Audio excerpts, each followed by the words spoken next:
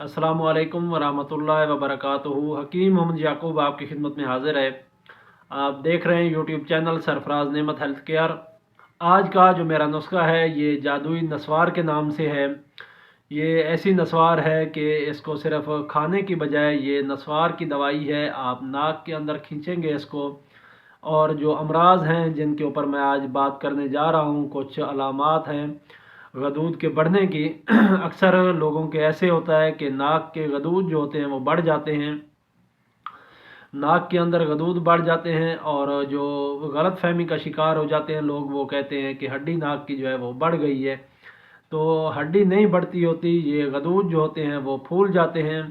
ऐसी सूरत में आप इस नस्वार को इस्तेमाल करेंगे तो इंशाल्लाह आपको ऑपरेशन नहीं करवाना पड़ेगा, क्योंकि उसके लिए अगर आप डॉक्टर हजरात के पास चले जाएं तो वो कहते हैं कि भाई अब ये नाक की हड्डी का ऑपरेशन होगा, तो वो जो गदूद है उसको काटना पड़ता है, वो काट देते हैं। उसके बाद वो इलाज नहीं होता, ये दोबारा फिर बढ़ जाती है। कहीं ना कहीं फिर जो गदूद होते हैं वो बढ़ जाते हैं, और वो ऐसे होता है कि जब तक तहरीक तब्दील नहीं होगी जिस्म के अंदर, क्योंकि जो अलामत है, जो मर्ज़ है, वो खुराक तो जिस्म से ही ले रही है ना। अगर आप खुराक उसकी बंद नहीं करेंगे तो तब तक वो मर्ज़ जो है वो बार बार होती रहेगी, और बार बार ऑपरेशन ही करवाना पड़ेगा। उसका जो है वो मुकम्मल इलाज नहीं हो पाता। तो आप बग़ैर ऑपरेशन के नाक की जो हड्डी बढ़ी हुई है, नाक के जो गदूद बढ़े हुए हैं, उनको आप नॉर्मल हालत में लेके आ सकते हैं। और ये आप जो मैं आपके सामने नस्वार रखने जा रहा हूँ, ये इसके साथ आप बनाएंगे और इस्तेमाल करेंगे। इसके अलावा गले के गदूद बढ़ जाते हैं, अक्सर टांसल्स बढ़ जाते हैं, तो ऐसी सूरत में भी आप इस नस्वार को ये इस्तेमाल करेंगे नाक के ज़रिए, तो इंशाल्लाह जो गले के गदूद बढ़े हुए हैं, जो टांसल्स बढ़े हुए हैं, वो भी इंशाल्लाह ठीक हो जाएंगे।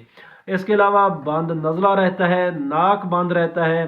अक्सर लोगों को ऐसे होता है कि जो नज़ला होता है वो बंद हो जाता है, दिमाग के अंदर भारीपन महसूस होता है, दिमाग जो होता है वो जाम सा महसूस होता है। और ऐसी सूरत में जब वो सजदे पे जाते हैं, या सर उनका नीचे की तरफ होता है, या नमाज़ पढ़ते हुए सजदे में चले जाते हैं, तो उस वक्त जो उनका जो एक वज़न होता है वो सारा आँखों के ऊपर आ जाता है, आँखों की तरफ पलटता हुआ महसूस होता है। सर के ऊपर जो वज़न होता है वो पलटता हुआ महसूस होता है। तो ऐसी सूरत में भी आप इस नुस्खे को इस्तेमाल करेंगे तो आपके जो भारीपन है दिमाग का जमा हुआ जो मवाद है वो इंशाल्लाह खारिज हो जाएगा।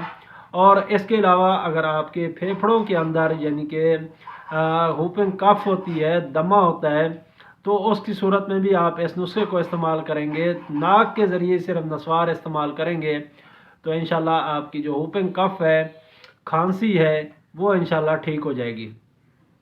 सर दर्द हो, मवाद जमा होने की वजह से, दर्द शकीका हो, मवाद जमा होने की वजह से जिस्म से नहीं निकल रहा, दिमाग साफ़ नहीं हो रहा, तो आप इस नस्वार को इस्तेमाल करेंगे। इंशाल्लाह ये दिमाग के अंदर ज़बरदस्त तहरीक पैदा करेगी, और जो दिमाग के अंदर जो रतूबात रुकी हुई हैं और मुताफिन हो रही हैं, उनका इखराज आसानी से हो जाएगा। और इंशाल्लाह ये आप इस्तेमाल करके इसके फ़वाइद जो हैं वो उठा सकते हैं। और ऐसे तमाम अमराज जो कि उज़लाती या वुदी सोजिश की वजह से हो, इनका ये ख़ात्मा हो जाता है। तो इस सूरत में आप इस नुस्खे को इस्तेमाल करेंगे, इंशाल्लाह आपके ये जो गदूद हैं ये बढ़ते क्यों हैं, टांसल्स बढ़ते क्यों हैं। अक्सर जो नौजवान होते हैं, नौजवानी की उम्र में उनका जो जायका होता है वो कहते हैं कि चटपटी चीज़ें इस्तेमाल की जाए, खट्टी चीज़ें इस्तेमाल की जाए, या फिर गर्म चीज़ें इस्तेमाल, ऐसी चीज़ें जो उज़लाती गुदी यानी कि खुश्क गर्म या गर्म खुश्क होती हैं, उनको वो इस्तेमाल करते हैं। साथ में कोल्ड ड्रिंक्स वगैरह का इस्तेमाल किया जाता है। तो ये चीज़ें जो होती हैं ये गदूद के अंदर फूलने का सबब बनती हैं, गदूद को फुलाने का सबब बनती हैं। तो ऐसी सूरत में आप इन चीज़ों से भी परहेज़ करेंगे। गोश्त, अंडा, तली हुई मछली, पकौड़े, समोसे, इन चीज़ों से आप परहेज़ करेंगे तो इंशाल्लाह जो आपके टांसल्स हैं, जो नाक की बड़ी हुई हड्डी है, या नाक के अंदर गदूद बढ़े हुए हैं, वो इंशाल्लाह ठीक हो जाएंगे। तो चलते हैं नुस्खे की तरफ। आसान सा नुस्खा है, आपने छिलका रीठा लेना है, उसको आपने पीसना है, बारीक पीस के इसकी नस्वार बना ले लिए, इसका पाउडर बना लेना है। ख़ास तौर पे आप धूप के टाइम पे बैठ के ये नस्वार नाक के अंदर खींचें, दोनों नथनों के अंदर आप खींचेंगे تو تھوڑی دیر کے بعد آپ کو جو چھینکیں ہیں وہ آنا شروع ہوں گی۔ جیسے چھینکیں آنی شروع ہو جائیں گی تو یہ آپ کا جو مواد ہے وہ ناک کے ذریعے بہنا شروع ہو جائے گا، گلے کے ذریعے بہے گا، جو بلغم ہے وہ تھوک کے ذریعے آئے گی، اور جو دماغ کا جو مواد ہے وہ ناک کے ذریعے بہے گا۔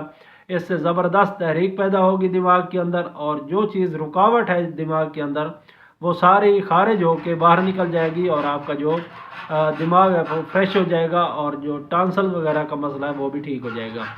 تو آپ نے یہ نسوار صرف استعمال کرنی ہے۔ جب آپ یہ دیکھیں کہ بالکل صفائی ہو گئی ہے اور جسم کے اندر سے جو مواد ہے وہ خارج ہو گیا ہے، تو اس کے بعد ناک کے اندر آپ 2 قطرے ایک ایک قطرہ کر کے زیتون کا تیل یعنی کہ روغن زیتون وہ ٹپکا دیں۔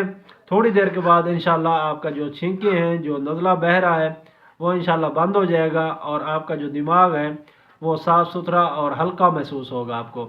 مجھے امید ہے آپ کو یہ میری ویڈیو پسند آئی ہوگی۔ اگر پسند آئی ہے تو اس کو لائک اور شیئر کریں۔